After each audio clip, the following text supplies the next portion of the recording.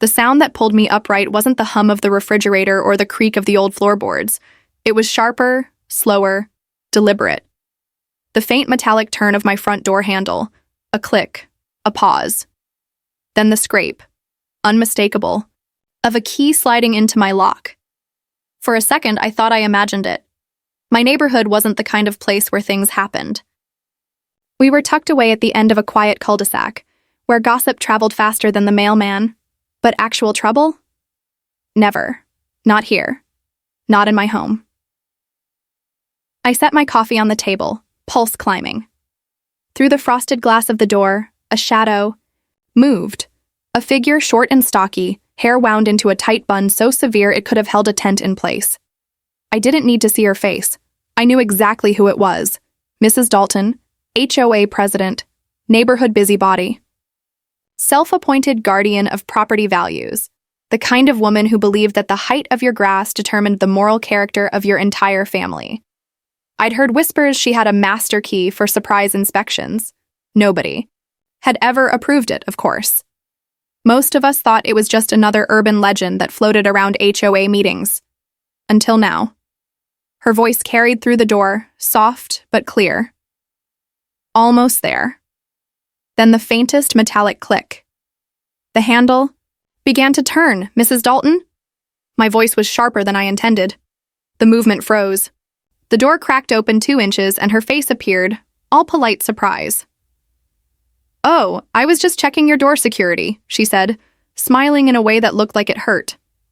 "HOA safety protocol." I glanced at the brass key still, pinched between her fingers. "With your own key?" "There have been incidents. I'm making sure everyone's safe," she replied, eyes darting past me into the living room, as if cataloging every detail. From upstairs, the sound of quick, light footsteps. My son Caleb was awake. "Dad, who's at the door?" His voice was curious, but there was something else in it. That sharp undertone I'd learned to recognize. Caleb was already thinking, already planning. Mrs. Dalton's expression softened, but it was the kind of softness that felt rehearsed. "Oh, hello there, young man. Just helping your dad out." Caleb padded down the stairs in pajama pants, hair sticking up in all directions. He stopped beside me, studying her with the precision of someone solving a puzzle. His eyes locked on the key in her hand. "What happens?" he asked calmly. "If you use that key when nobody's home?" Her mouth opened, then closed again. I glanced at him. The faint grin tugging at the corner of his mouth was all too familiar. The same, one he'd worn when he set up a motion sensor sprinkler to keep squirrels out of our tomatoes. Whatever was running through his head now was going to be bigger, and much more memorable. Mrs. Dalton shifted her weight. "Well, I'd better be on my way. Other homes to check." She eased the door shut and walked briskly down the path. Caleb turned to me before the latch even clicked. "She's going to do it again." I frowned. "Maybe, but what can we do? She's the HOA president. If I accuse her without proof?" "That's why we get proof," he interrupted. He grabbed a notebook from the kitchen drawer, flipping to a blank page. In quick, confident strokes, he sketched a crude diagram of our entryway. "We set up a camera here." He pointed to a corner shelf near the coat rack. "Angle it at the door. Then..." He drew an exaggerated rectangle labeled trap. "Trap?" I asked. "Not dangerous," he said quickly. "Just enough to make her think twice." By mid-afternoon, Caleb had raided the garage and returned with a battery-powered air horn, fishing line, and the wireless door camera I'd bought months ago but never installed. He explained the plan like a heist. Fishing line tied to the inside handle, horn hidden out of sight. Door opens more than 2 inches. Bam. Instant noise. And the camera gets it all. I couldn't help but laugh. "You've thought this through. It's not just about us," he said. "If she's got that key, she could be snooping anywhere. Someone's got to stop her." We worked in quiet focus, positioning the camera where it would be nearly invisible. Threading the fishing line so thin it blended into the trim. Caleb tested it twice. Once with me opening the door, once with him. The blast from the horn made us both jump. By evening, the trap was ready. The quiet hum of the neighborhood returned, but I couldn't shake the feeling that the next time we heard that slow, deliberate click at our front door, the real story would begin. The next morning started like any other. Coffee, the faint hiss of the kettle, sunlight spilling through the blinds. I left for work at my usual time, but Caleb was home for summer break, and I could tell from the look in his eyes last night that he was just waiting for her to try. It was barely 10 a.m. when my phone buzzed. She's here. My pulse spiked as I read the next line, cameras rolling. I swiped open the live feed. The image wavered slightly, sun glare bouncing off the lens, and there she was. Mrs. Dalton, striding up the walkway with the confidence of someone who believed she was untouchable. She glanced left, then right, scanning the street. Her hand disappeared into her purse and came out clutching the brass key like it had been hers all along. She didn't hesitate. She slid it into our lock, the movement so casual it was almost muscle memory. The door opened 2 inches, and then it happened. The air horn exploded, a violent metallic shriek that ripped through the still morning air. Mrs. Dalton's reaction was something I'll remember for the rest of my life. She jerked back so violently it was as if someone had yanked her with an invisible rope. Her handbag flew from her arm, spilling papers that fluttered across the porch like startled pigeons. Through the tiny microphone on the camera, I caught her strangled yelp, half gasp, half indignant bark. Good heavens! She spun, eyes wide, scanning the porch as though expecting to find some hidden saboteur crouched in the hedges. But the noise kept blaring from behind the door, relentless. And then I saw Caleb in the frame, sitting cross-legged on the hallway floor, watching her through the crack in the door with a grin so wide it was almost mischievous art. I could hear his muffled laughter through the feed, the kind that shakes your whole chest. Mrs. Dalton's gaze darted toward that 2-inch opening, but she didn't dare touch it again. She straightened her blazer, scooped her scattered papers into her bag, and marched toward the street, only to freeze when she spotted Mr. Consincade, our next-door neighbor, leaning casually against his porch railing. "Everything all right, Karen?" he called, his voice too light to be sincere. Her cheeks flushed pink. "Perfectly fine, thank you." Just startled by a malfunctioning door alarm. Caleb reached behind him and muted the horn remotely. Silence fell, except for the faint rustle of leaves in the summer breeze. Mrs. Dalton gave one last glance at our door, the kind you give an enemy you're not quite finished with, and walked away. When I got home that afternoon, Caleb didn't even let me take off my shoes. "You've got to see this," he said, pulling me straight to the laptop. The footage was crystal clear, the sly glance around before she tried the lock, the moment her hand twisted the key. The split second her face registered the sound, her eyes wide, mouth open, and her retreat in a flurry of dropped papers. "She can't spin this," I said. "It's undeniable proof she's been using that key." Caleb's grin widened. "I was thinking, what if we send it to everyone on the HOA email list?" I hesitated. "That's bold. Risky. She'll hate us." "She's already snooping in people's houses," he shot back. "She's earned it." We didn't decide right then. Instead, I tucked the video onto a secure drive, locked it away, and figured maybe, just maybe, the embarrassment would be enough to keep her away. But Mrs. Dalton wasn't done. The very next morning, as I sipped my coffee, I spotted her across the street. She wasn't walking this time. She was standing still, just watching. A phone in her hand, pretending to scroll while her eyes kept flicking to our front door. Caleb appeared at my side, arms folded. "She's planning something," he murmured. Couldn't disagree. The set of her jaw, the way she lingered just a little too long, it was the look of someone who wasn't beaten, just regrouping, and I had the sinking feeling that the next move in this little neighborhood chess game wasn't going to be as harmless as an air horn. The morning after her little stakeout, the neighborhood felt wrong. No barking dogs, no distant whine of a lawnmower, just the low, steady hum of cicadas in the summer heat. Caleb was posted at his usual lookout. Upstairs window, cereal, bowl in hand, when his voice cut through the stillness. "She's back." I joined him at the window. Mrs. Dalton stood on the sidewalk again, but this time she wasn't alone. Beside her was Mr. Briggs, the HOA vice president, a man whose loyalty to the bylaws bordered on religious devotion.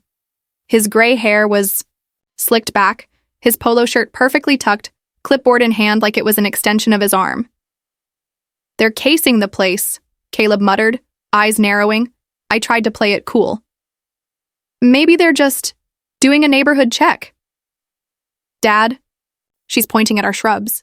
Sure enough, Mrs. Dalton was gesturing toward the front porch, sweeping her hand in a slow arc as if outlining a crime scene. Mr. Briggs scribbled something on his clipboard, nodding solemnly. I stepped outside to get the mail, pretending not to notice them. As I turned back toward the house, I caught Mrs. Dalton tilting her head, squinting like she was examining a flaw in a diamond. By the time I came inside, Caleb was already at the door. "She's trying to set you up for a violation, so she can fine you." Classic Karen move, I sighed. We're going to need more than just the air horn video.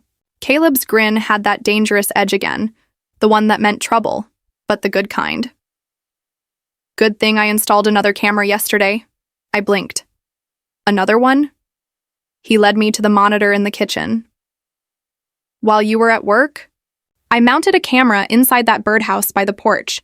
It's angled to see the door, the yard, the driveway, and them."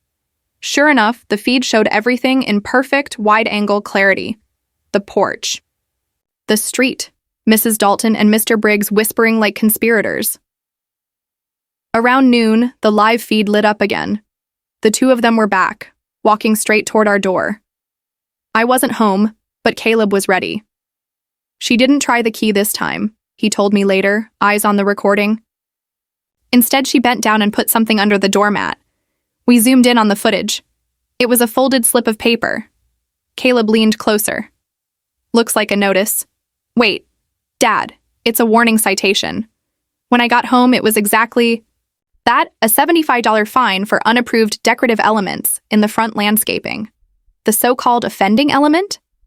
The birdhouse camera." Caleb's laughter was pure mischief. She just wrote herself into a corner. He replayed the footage. Mrs. Dalton sliding the citation under our doormat without even knocking. She had no idea the camera she was citing was the one recording her planting the evidence. That night, we clipped the footage and paired it with the master key video. Side by side, they were devastating. 2 days, 2 different violations, both caught in perfect clarity. Caleb leaned back in his chair. "We send this to the board first, so she can't spin it before they see it." I nodded. We drafted the email together. Security concerns. Unauthorized actions by HOA president. We attached both videos, hit send, and waited. The next morning, Mrs. Dalton's car was gone. By afternoon, whispers had started. By evening, the neighborhood felt like a pressure cooker about to boil over, and somewhere in the middle of it, realized something. This wasn't just about my door anymore. This was about the whole street, maybe the whole HOA, waking up to the fact that the person who'd been watching them all this time might have been doing more than watching. Thursday night came faster than I expected. By then, the neighborhood was buzzing like a beehive someone had kicked. People gathered in small knots on the sidewalk, their voices low, their eyes flicking toward me and Caleb as we walked toward the community center. The parking lot was already full. Inside, the meeting room was packed shoulder to shoulder, standing room only. Normally, HOA meetings drew a handful of half-interested homeowners. Tonight, it felt like the trial of the century. Caleb and I slipped into seats near the back. He had his tablet tucked under his arm, the videos cued and ready. His face was calm, but I could see it in his eyes. The quiet anticipation, the way he seemed almost steadying himself. At the front of the room, Mrs. Dalton stood with her chin high, lips pressed into a polite but strained smile. Mr. Briggs hovered behind her, less sure of himself, his clipboard conspicuously absent. "Let's call this meeting to order," Mrs. Dalton began, her voice crisp, commanding, but before she could launch into the agenda, a voice from the front row cut through the air. "Point of order," said Mr. Consincade, our neighbor. "Before anything else, there's a matter of security violations that needs addressing." The murmurs began instantly, a ripple moving through the crowd. Mrs. Dalton's eyes flicked toward us. "We'll handle all agenda items in—" "With respect, Karen," Consincade interrupted. "This is the agenda now." All eyes turned to the back, to where Caleb and I sat. He rose slowly, walking down the aisle like he'd done this 100 times. The room quieted, the tension pulling tight. "I have 2 short videos I think everyone should see," he said, voice steady but carrying. He plugged in his tablet, and the projector lit up. The first clip rolled, Mrs. Dalton at our door, slipping, the brass key into the lock, the door opening, the blast of the air horn. Her startled leap backward filled the room with gasps and a few suppressed laughs. The second clip followed, Mrs. Dalton, bending down to slide the citation under our doormat, glancing around like a burglar. This time, the reaction was sharper. Murmurs of disapproval, crossed arms, neighbors shaking their heads. Someone muttered, "Unbelievable." When the screen went dark, Caleb didn't rush. He let the silence stretch, then said, "These aren't just about us. If she did this, to one house, she could do it to anyone." Mrs. Dalton rose, moving toward the podium with a controlled stiffness. "These videos are misleading," she began. A voice from the back asked, "Are they false?" She paused. "They may have been taken out of context." That pause was all. It took Mr. Briggs cleared his throat, shifting uncomfortably.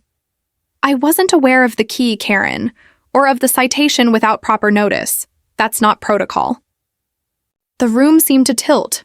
The air charged with the moment everyone realized the vice president had just distanced himself from her. "I move that we vote to remove Mrs. Dalton as HOA president," someone called from the left side of the room. It was like dropping a match into dry grass. Voices overlapped, some in agreement, some in shock, until someone at the front banged a gavel. "Motion seconded, let's vote." Hands shot up across the room. The count wasn't even close. Mrs. Dalton's face was a mask, a mix of shock, anger, and disbelief. But she said nothing. She simply gathered her papers, turned on her heel, and walked toward the door. The brass key dangled from her hand until she reached the exit, where she set it down on the table without looking back. Caleb leaned toward me and whispered, "Lesson learned." The meeting stumbled back into mundane topics, lawn maintenance schedules, holiday decoration guidelines, but the air felt lighter. People smiled more. Neighbors who'd never spoken to me before came over to shake my hand, to thank us.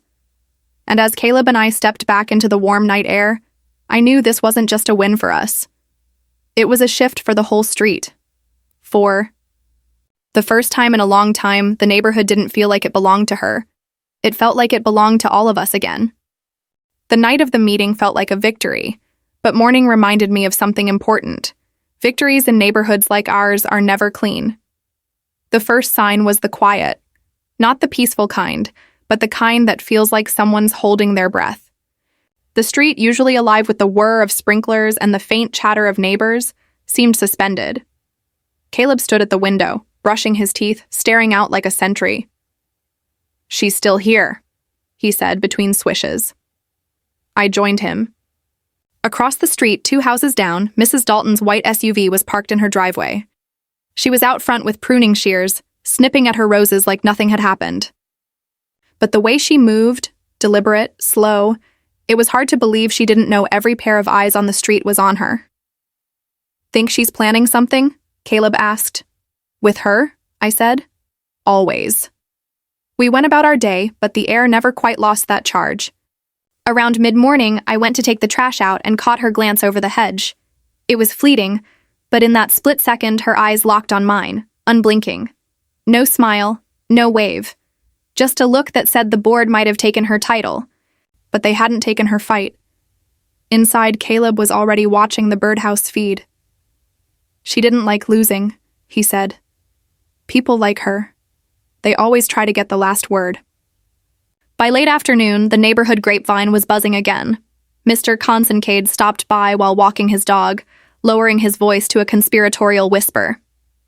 "Word is, she's been talking to a few people about starting an independent oversight committee." Caleb's eyebrows shot up. "That's just a fancy name for her finding a way to keep snooping. She doesn't know when to quit, I muttered. That night, as we locked up the house, Caleb lingered at the front door. We should keep the cameras up, he said. I gave him a look. You think she's coming back here? He shrugged. Not tonight, but people like her don't just fade away. They wait. And when you've stopped looking over your shoulder, that's when they move. 2 days later, he was proven right at Tiro. Was Saturday morning when the first little ripple appeared. A slip of paper tucked into our mailbox, folded small. No envelope, no return name. Just 2 words written in blocky, deliberate handwriting. Nice try. I showed Caleb. His jaw tightened, but his eyes lit up with the same calculating spark I'd seen the day he drew up the first trap plan. She's telling us she's not done, which means we get ready for round 2. It didn't take long to spot her first move. The birdhouse feed caught her one afternoon standing on the sidewalk with a man I didn't recognize. Mid-40s, tan ball cap, sunglasses, pointing. At our driveway and then to the side of the house. He nodded and jotted something down on a clipboard. She's outsourcing, Caleb said. If she can't be president, she'll find someone who can. I had to admit it was smart. She couldn't get near our house without risking the cameras catching her again. But if someone else filed the complaints, she could stir trouble from the shadows. That night, we sat at the kitchen table, the glow from Caleb's laptop illuminating his face. We've got the proof from before, he said. But if we're going to keep her from working through other people, we need more. More cameras? I asked. He grinned. More everything. We made a list. Strategic angles, motion sensors in the side yard, an old baby monitor re-rigged for the back porch. By the time we were done, our house would have more coverage than most convenience stores. And as Caleb tacked the list to the fridge, I caught the faintest trace of something in his voice. Not fear, not even defiance. Anticipation. Because in our little cul-de-sac, the game with Mrs. Dalton wasn't over. It had just shifted. It started small. Little changes in the way the neighborhood felt. A neighbor who used to wave now avoiding eye contact. A note left on our recycling bin reminding us of pickup time regulations. Subtle, but deliberate. Caleb noticed it, too. She's testing the waters, he said one afternoon, scrolling through the camera feeds, seeing who will play along. I leaned over his shoulder. On the birdhouse camera, Mrs. Dalton was across the street again, chatting with a different man this time. Short, stocky, clipboard in hand. She pointed toward our house, then to the side alley. He nodded like a soldier receiving orders. She's building a team, Caleb muttered. Not official HOA, just people who will do her bidding. 2 days later, we got our first taste of it. A letter appeared in our mailbox, stamped, official-looking, but signed only with Neighborhood Standards Committee. It was a warning for obstructed sidewalk view due to our hedges. The kicker? The photo they attached was clearly taken from inside Mrs. Dalton's yard, looking toward our house. That's her, Caleb said, tapping the image. She's using other people's names, but it's her eyes behind the camera. I knew he was right, and part of me wanted to just ride it out, keep our heads down, hope she'd get bored. But Caleb had a different philosophy.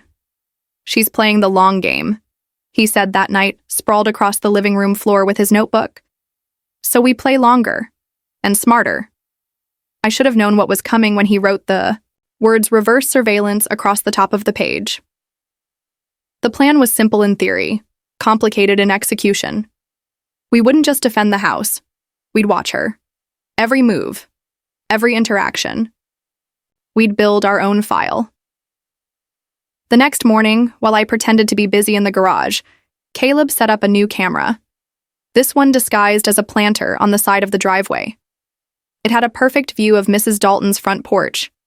For days, we recorded.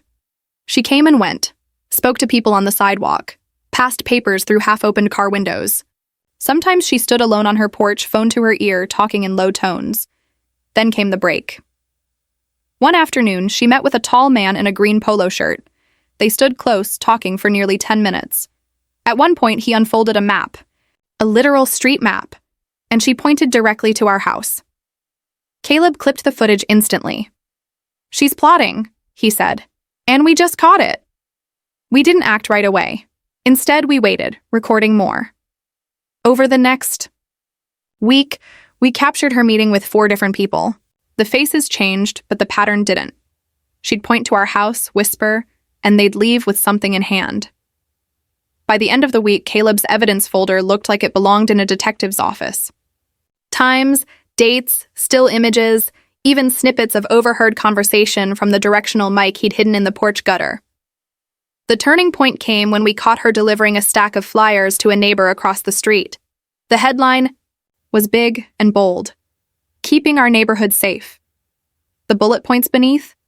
A laundry list of potential safety hazards, all of them things suspiciously similar to our property. Caleb's grin was sharp. She's trying to make us the bad example. That night, he spread the evidence across the kitchen table. "We can send this to the board," he said, "but I think it'll be more fun if the whole neighborhood sees it at once." "How?" I asked. "Remember the projector from the HOA meeting?" I did.